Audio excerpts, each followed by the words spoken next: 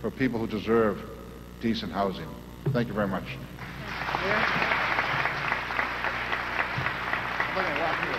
About its business. It's basically about the dollar. When the land becomes too expensive for the poor to occupy, then it's time to move them out. It's supply and demand.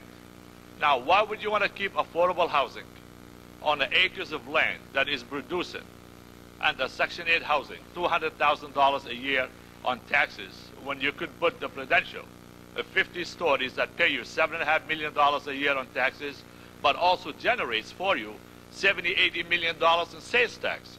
So that is $100 million a year revenue. The land is too expensive for you to live on it. So what the Boston Development Authority does, they move every 10 years. So they take over a neighborhood every decade and they totally demolish it, and they wait for the demand of the investors and the money already allocated. So we're talking about a multi-billion dollars investment here. What is the Boston Development Authority all about, first of all? It's an architectural agency. So if you hire an architect and you say to them, we want to get rid of crime, and one way to get rid of crime is to get rid of affordable housing. Because if the poor cannot afford to live in the city, you have no crime. Only the elitists could live in the city. That's simple. So that reduces that part. We don't have to worry about it. Second is we need to bring a class of people in to invest in our city and make it one of the most expensive cities in the country. So no one could afford to come in and live in it. Recently, I predicted, and I have been written in many of the articles, that affordable housing will not survive the 90s. My daughter is in England. She worked with me. She just graduated Cambridge University, and now she's writing her thesis on LSE. And the title of it, The Death of Affordable Housing in America. Because she's been doing that research for 10 years. And I'm very proud of her. She discussed that with me last night. What's happening in America? This year here, today, I have a Section 8 on Mandela that 15 years. I purchased Mandela in 1981. That Section 8 expires in 1996, November. In the same time, over 4 million units will expire the same day.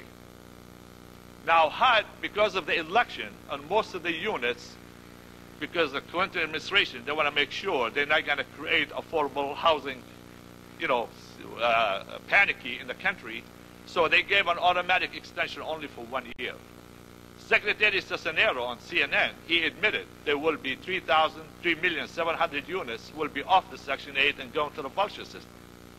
Now, if you take that, you're talking about 12 million American people right now. Within the next year, there will be homelessness, addition to what we already have.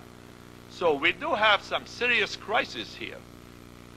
Now, the question is, in my mind, being controversial on real estate and fighting with HUD and the BRA and the Department of Revenue and the City of Boston, I'll get them all. I've spent 15 years in courts. What is the real agenda? Why they cannot basically turn those units for $1 to tenant ownership? Now, Boston, under the Clinton administration, because of Senator Kennedy and Kerry, frankly, they brought in $500 million to affordable housing. My neighbors, Mission Hill, they were getting $50 million as a gift for 800 units. I predicted back in 1992, when they got the money, that they're going to demolish Mission Hill, although they got $50 million to it. Today, what do you think they're doing? They're demolishing Mission Hill. Now, you have to ask yourself, as a taxpayer, if we're giving away $50 million, why are we demolishing 800 units, and who are we spending the money on? That money is going to satisfy gentrification. That money is going for the BRA.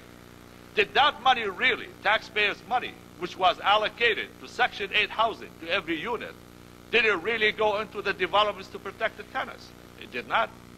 It went into put gas lights, brick sidewalks, landscaping. If you take a look at the architectural, you say, this is a palace. That's not affordable housing. Where's the money going? So I came out and I written back to the media and I said, I got a plan. I says, why don't we take each unit in Mission Hill and deed it to the tenants for $1? I mean, I don't understand the tenants. If you have a gift of a lifetime, you don't have to support the interest or the principal. Why should you become an owner? Why should anybody manage you? I have a problem with that. I mean, I keep saying to myself, I'm rich. I get the money. It's my money. The Congress appropriated. They brought it in. The headline said this is a gift. We got to save affordable housing. Did that money go into affordable housing? No. Where did it go? To displace 3,000 people on the street. That's how many people live in Mission Hill. So we know that. What are we going to do about it? Now, the other side, we have another development, Archie Park, 740 units. Senator Kennedy and Senator Kerry brought another $50 million. You know what's happening to that after 20 years? It's going to be demolished. My neighbors cross street, Roxy Home, they brought in, I know some of you read the $200 million lately in the Boston Globe, $100,000 a unit for rehab, and they said they're going to reduce these ones by 50%. Well, what's going on here? So all of a sudden, you got about 4,000 units in Roxbury. It's being reduced to about 900 units for $500 million. So where's the economics here? You see, I know what the agenda is. My problem is, what are we going to do about it? I have no problem with what they're doing. I expect them to do this. But the question here in this room, we gather this information. We know this, but what are we going to do? The federal government has failed. In the last 20 years, we have gone from bad to worse. And the latest blueprint from HUD, they admitted that we want to get out of business because we don't know how to run it. We have no business to be in it. They admit it. Cisneros said, I'm going to run. I don't want to manage any more housing, so I'm going to give you certificates. I'm going to give you a voucher. But how could you give certificate and a voucher when you're reducing the housing stock, existing housing stock, that we already paid for? For example, if we got already today 500 units that taxpayers paid for, well, how could you demolish it, and where are you going to take those 500 units? They'll probably occupy several million people, and where are you going to put them? So why can't, I'm a businessman, why don't we protect what we already paid for? See, the problem today, we should freeze all the housing that's already paid for that the federal government is willing to give to a private developer for $1 in order to make a killing at affordable housing at the poor. The rich is getting richer. And how are they getting richer? In the poor. The only capitalism left in America is housing. I remember, I was not in the legislature.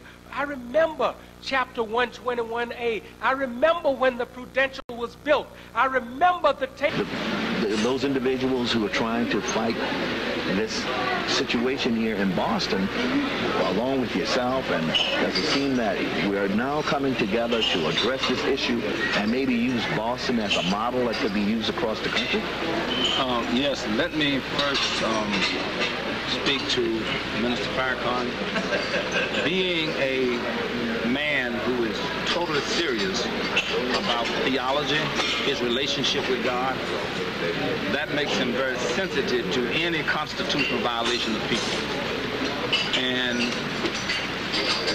he is concerned and committed to the constitutional interests of the people who live in housing developments and who might be feel affected by the Section 8 problem that's coming up this fall.